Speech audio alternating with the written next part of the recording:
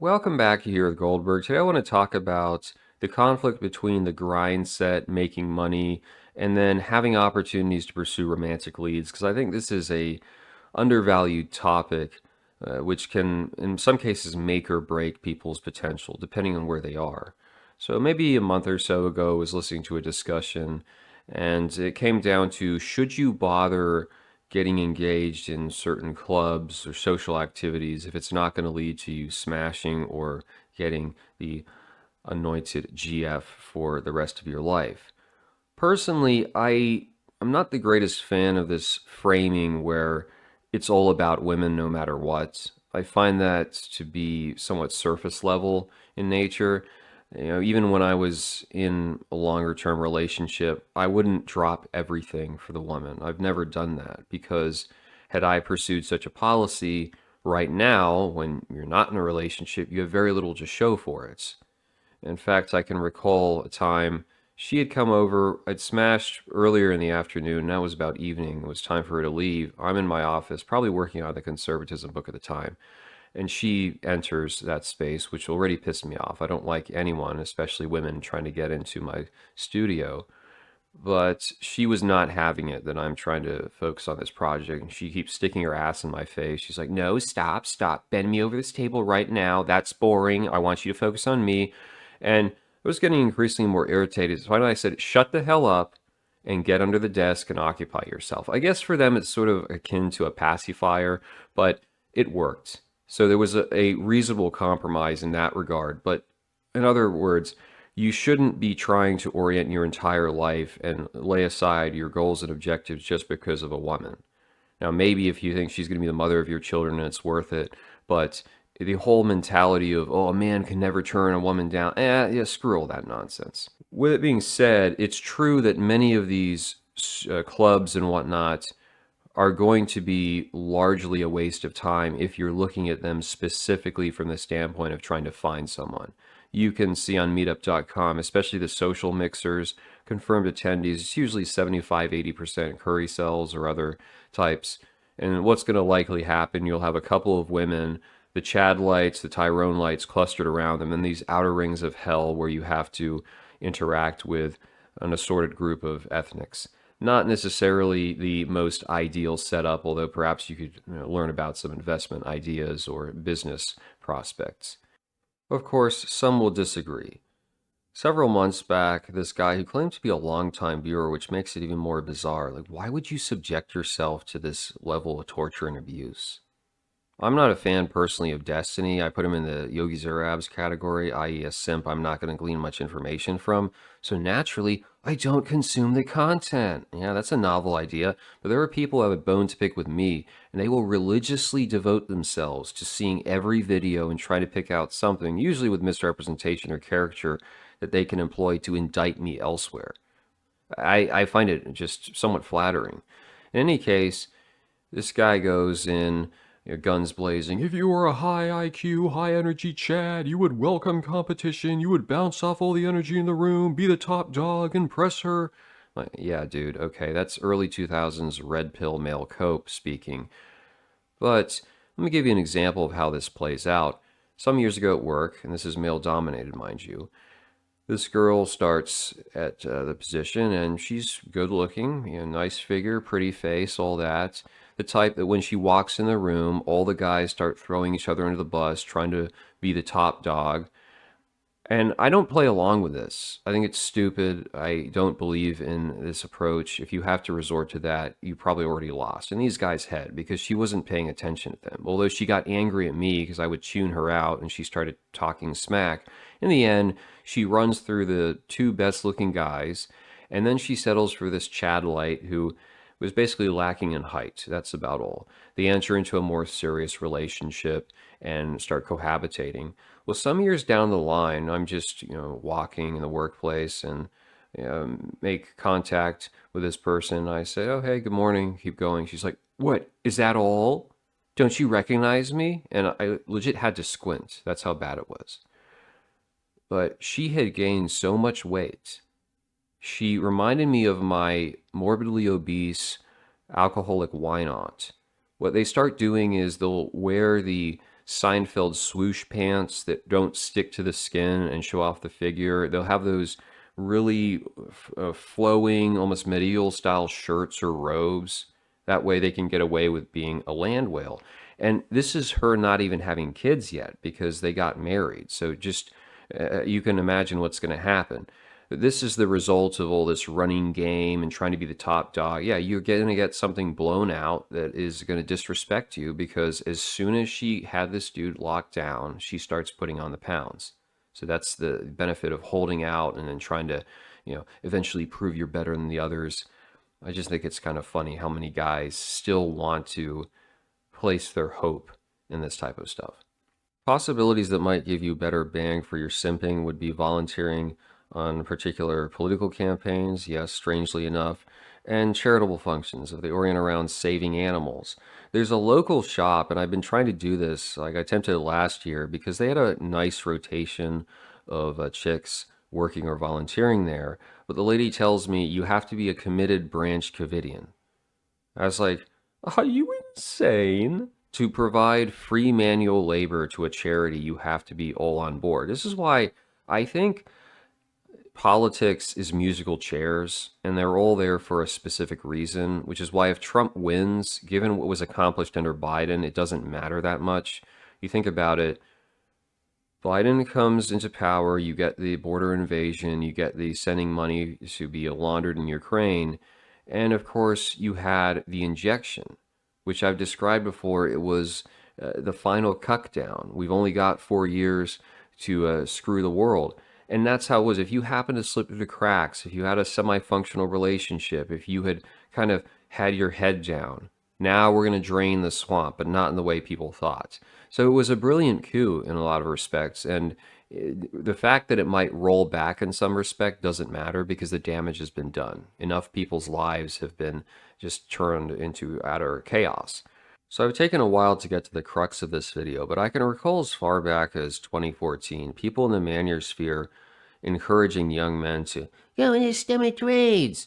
And while on paper economically this is a good idea, like you have better job security, although with STEM I think it's on the way down at this point, you have to consider location, location, location, and how is it going to impact your prospects romantically? Ultimately, a lot of guys might say that doesn't matter, but it seems that they're not having women in abundance unless you're living overseas. So that's why there is some merit to the discussion. When I was working at the plant, given our hours, the location, the setting, who you're laboring around, there's not a whole many options to be had there, unless you stopping at 7-Eleven and she's picking up her cigarettes or her Zyn or her penis pump. Realistically speaking, you're going to have to make time outside of that. When I was a tradesman, the construction site we were at was not completely remote, but enough so that you might have maybe 4 or 5% of the population there are female. And you take out the land whales, you take out the ones that are married or turbo thoughts, or actually those would be one and the same, not too much to be had. The best looking women worked in the physical therapy section if you had an injury or if they were testing your hearing. But for the most part, you're going to be the type of guy who's on the dating apps, who's trying to make space in your schedule to run game.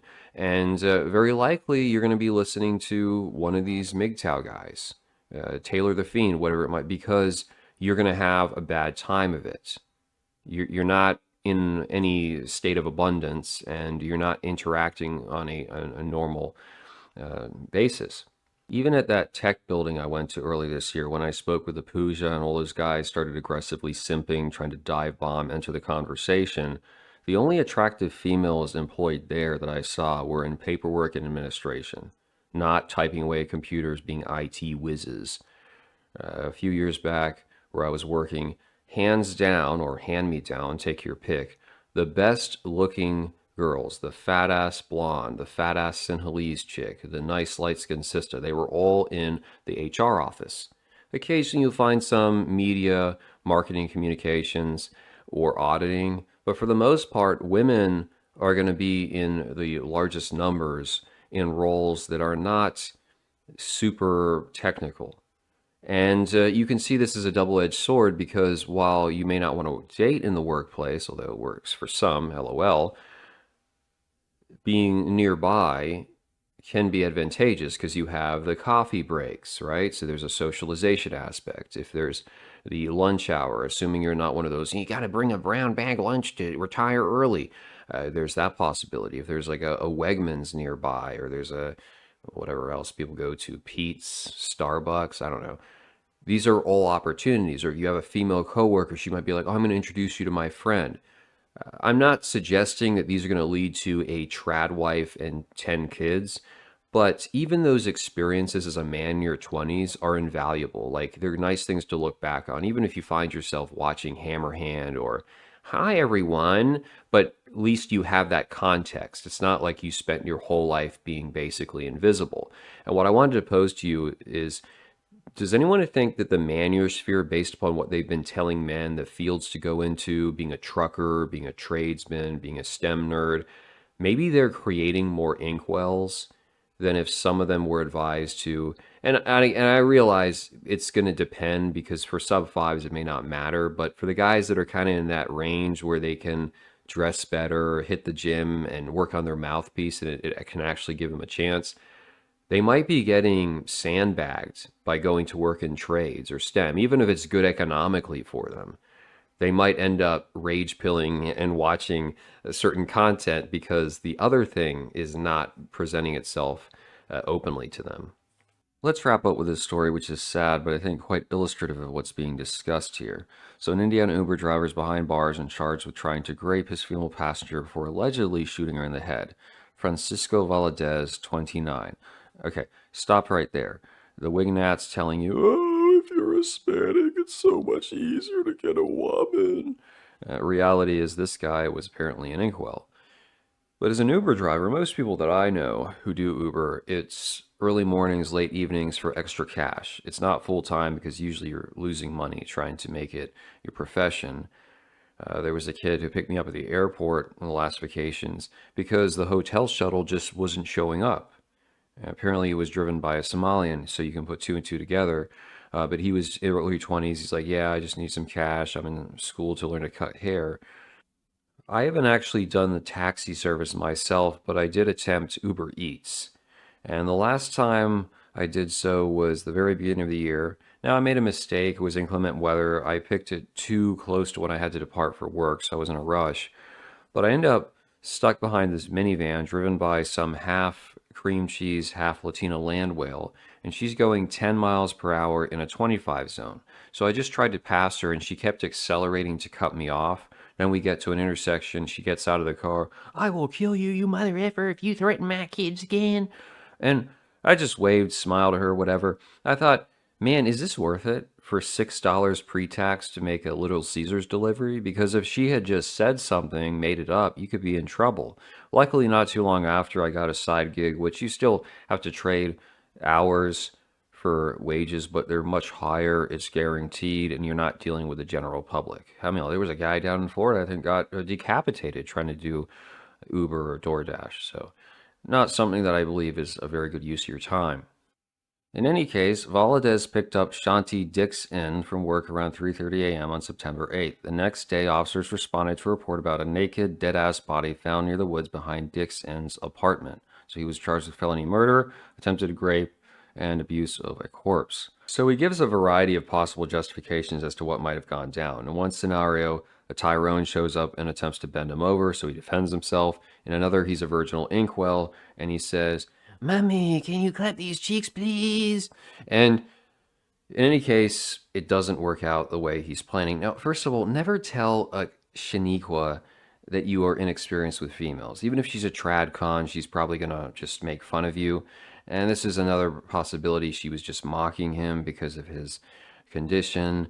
Or others might say she was selling ass, but why would you make fun of your client? It's just a bad idea. So more than likely, once she did that, he got angry and he capped her in the back of the head. So now he's going to prison for a long time.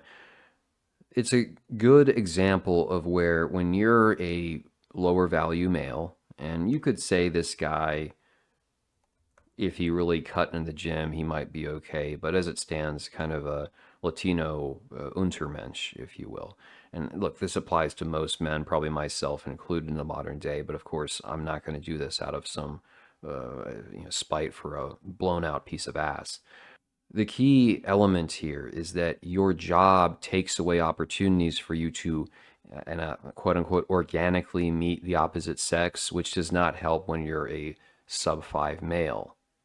It sets you up for a situation where you're going to try to use stuff like this as, oh, I'll ask her out. I'll just randomly cold approach women that aren't interested because you don't have many other opportunities.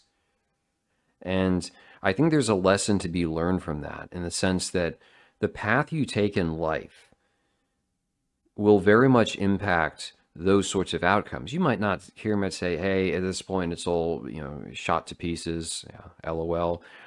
But for some people, it's going to be relevant. If they're not ready to geomax in a year or so, if they're building up some kind of profession, in certain cases, they're actually better off if they're in fields that the manosphere looks down on, if nothing else, just for the social element.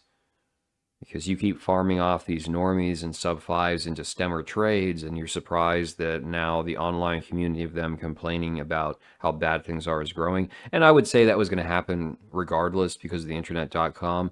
But I would argue a few more would have slipped through the cracks if they were in a different setting as far as their everyday routine and work. And you don't want to be an Uber driver for that reason. Unless you are well above average, you have access to controlled substances. So, yeah, just thought I would talk about that. It's an unfortunate dynamic, but I would not be surprised if you see more of this desperation because unless guys are willing to pay, they're gonna face this outcome. And you're seeing that more and more on these dating apps now. Girls openly talking about being escorts. And they're like, oh, talk to me on this app. And then they are making really no bones about what they're trying to do. They just are trying to accept bones for a fee. So, yeah, let me know what you think about the topic.